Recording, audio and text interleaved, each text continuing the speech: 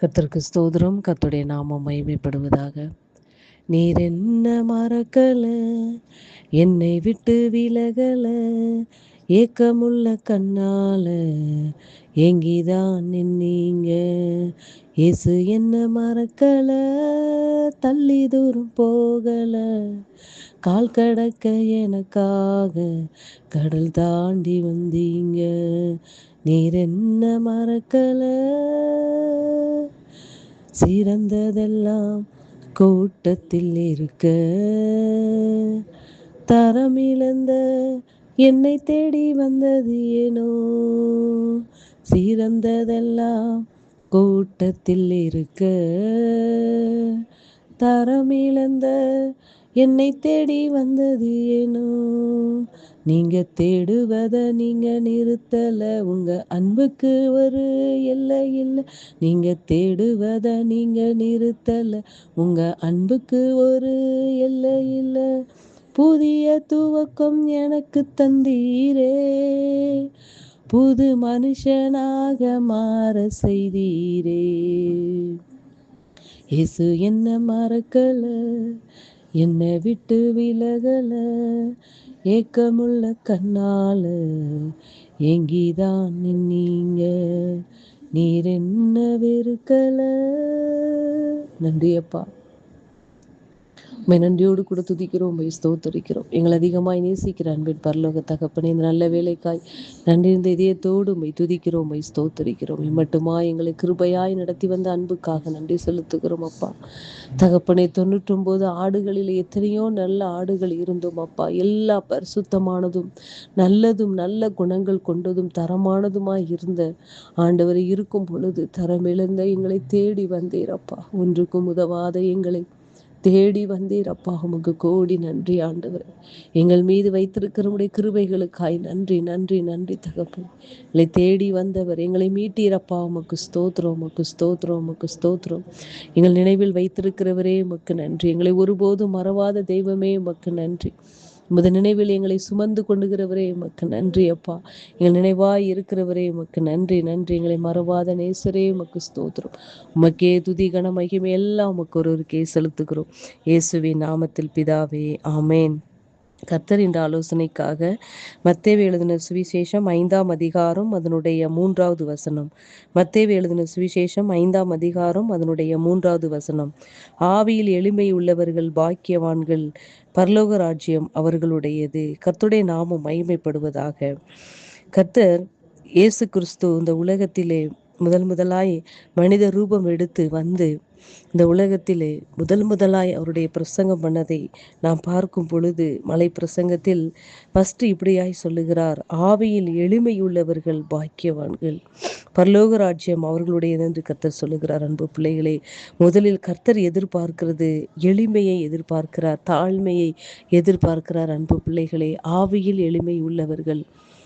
எளிமை என்பது தன்னை ஒன்றுக்கும் உதவாதவனாக காட்டிக்கொள்வதும், மற்றவர் பார்வைக்காக தன்னை தாழ்த்துவதும், தாழ்மையாய் பேசுவதும் மாத்திரமல்ல. கர்த்தர் மனிதன் முகத்தை பார்க்கிறான், கர்த்தரோ இருதயங்களை ஆராய்ந்தறிகிற தேவனாய் இருக்கிறார். அன்பு பிள்ளைகளே, அவர் இருதயத்தின் நினைவுகளை பார்க்கிறார். நம்முடைய இதயத்தின் நினைவுகள் எப்படிப்பட்டதா என்று அவர் தூரத்திலிருந்து அறிகிற தேவனாய் இருக்கிறார். நம்முடைய ஆவியில் நம்முடைய சிந்தனை எப்படிப்பட்டதாய் இருக்கிறது, அந்த எளிமையான எண்ணத்தை அவர் பார்க்கிறார். அன்பு பிள்ளைகளே, எளிமை என்றால் அத்தனைக்கும் கர்த்தரையே சார்ந்திருப்பதுதான் எளிமை என்று வேதம் சொல்லுகிறது. அன்பு பிள்ளைகளை, எல்லாவற்றுக்காகவும் எல்லா காரியத்திற்காகவும் என்னால் என்று உங்களால் ஒன்று செய்யக்கூடாது என்று வேதம் சொல்லுகிறது.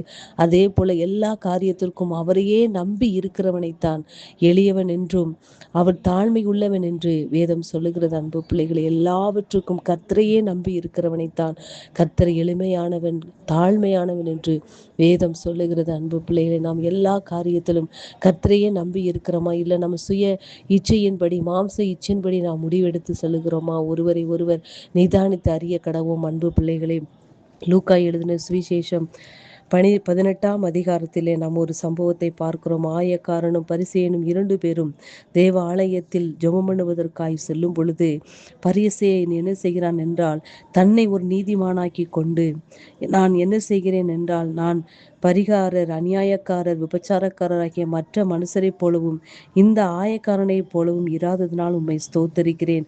வாரத்தில் 2 தரம் உபவாசிக்கிறேன்.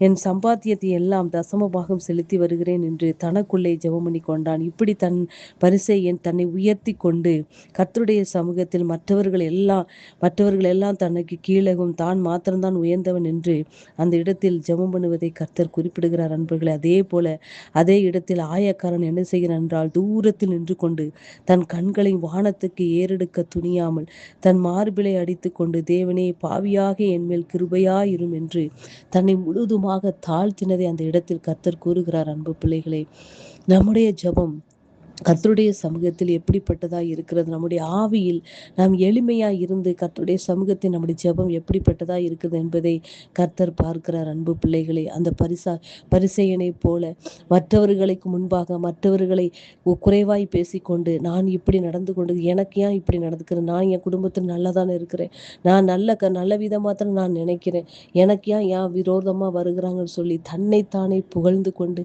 தன்னிடத்தில் எந்த குறையும் இல்லை, மற்றவர்கள் தான் குற்றம் செய்கிறார்கள் என்று தன்னைத்தானே புகழ்ந்து கொண்டு அந்த இடத்திலே ஜெபிக்கிற ஜெபமானது கர்த்தருடைய சமூகத்தில் எப்படிப்பட்டதாய் இருக்கிறது என்றால், மனமேட்டுமையான ஜெபமாய் கர்த்தர் எண்ணுகிறார். அன்பு பிள்ளைகளை, அதே போல ஆயக்காரன் எப்படி ஜெபிக்கிறான் என்றால், தன்னுடைய தலையை வானத்துக்கு ஏறெடுக்க துணியாமல், பாவியாகிய என்மேல் கிருபையாயிரும் என்று தன் பாவங்களுக்காக அவன் வேண்டிக் கொண்டதை இந்த இடத்தில் வேதம் காண்பிக்கிறது. அன்பு பிள்ளைகளே, நாம் மற்றவர்களுக்காக அவருடைய சமூகத்தில் நாம் ஜெபிக்கும் பொழுது, மற்றவர்களை நாம் குறைப்படுத்தி கொண்டோ, மற்றவர்களை குறைப்படுத்தி கொண்டு நம்மளை மேன்மையாகி கொண்டு நாம் ஜெபிக்கிறது என்பதை நாம் கவனமாய் இருக்க வேண்டும். அன்பு பிள்ளைகளே, கர்த்தர் எதிர்பார்க்கிற காரியம் என்றால், ஆவியில் எளிமை உள்ளவர்கள் பாக்கியவான்கள், பரலோக ராஜ்யம் அவர்களோடு என்று வேதம் சொல்லுகிறது. அன்பு பிள்ளைகளே, ஆவியில் எளிமை உள்ளவர்களைத்தான் கர்த்தர் நோக்கி பார்க்கிறார். அவர்களைத்தான் இந்த வேதத்தில் சொல்லப்பட்டு, தன்னைத்தானே தாழ்த்துகிறவன் எவனும் உயர்த்தப்படுவான், தன்னைத்தானே உயர்த்துகிறவனும் தாழ்த்தப்படுவான் என்று வேதம் சொல்லுகிறது. அன்பு பிள்ளைகள், அவையினால் ஆவியில் எளிமையானவர்களைத்தான் கர்த்தர் நோக்கி பார்க்கிறார். நம்முடைய இதயத்தின் எண்ணங்கள் எப்படிப்பட்டதாய் இருக்கிறது, நம் ஆவியில் நம்முடைய சிந்தனை எப்படிப்பட்டதாய் இருக்கிறது, தேவ சமூகத்தில் நாம் வேண்டிக் கொள்ளும் போது நம்முடைய ஜெபம் எப்படிப்பட்டதாய் இருக்கிறது, மற்றவர்களுக்காய் நாம் ஜெபிக்கும் போது மற்றவர்களை நம்ம என்ன செய்கிறோம், உயர்வாக காட்டாமல் தன்னை உயர்வாக காட்டிக்கொண்டு மற்றவர்களை தாழ்மைப்படுத்துவதை கர்த்தர் ஒருபோது விரும்புவது. அன்பு பிள்ளைகளை, இந்த வேளையிலும் வேதம் இப்படியும் சொல்லுகிறது, ஒருவரை ஒருவர் மேன்மையாக எண்ண கடவர்கள் என்று வேதம் சொல்லுகிறது. அன்பு பிள்ளைகளை, ஒவ்வொருவரையும் தன்னிலும் மேன்மை உள்ளவர்களாக நாம் பார்க்க வேண்டும். தன்னுடைய திறமைகளை வைத்துக்கொண்டு தான் உயர்ந்தவன் என்று மற்றவர்களை தாழ்மை என்று நினைக்காதபடி, தன்னை காட்டிலும் அவர்கள் மேன்மையானவர்கள் என்பதை நினைக்க வேண்டும் என்று வேதம் சொல்லுகிறது. அன்பு பிள்ளைகள், இதனால் ஆவியில் எளிமை உள்ளவர்கள் பாக்கியவான்கள், பரலோக ராஜ்யம் அவர்களுடையது என்று சொல்லுகிறது.